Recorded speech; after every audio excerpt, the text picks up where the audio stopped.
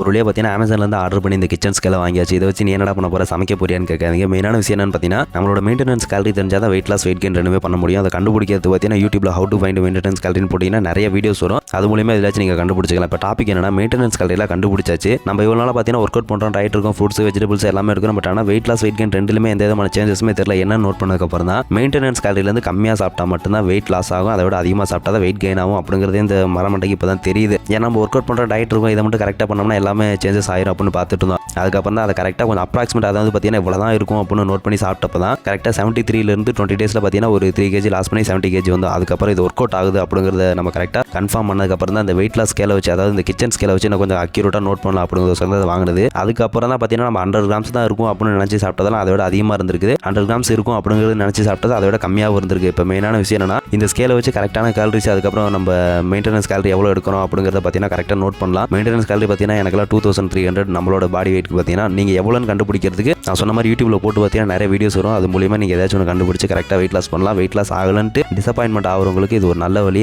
அது மட்டும் இல்லாமல் இது ஒர்க் அவுட் ஆகுது. மெயினான விஷயம் அதுதான்.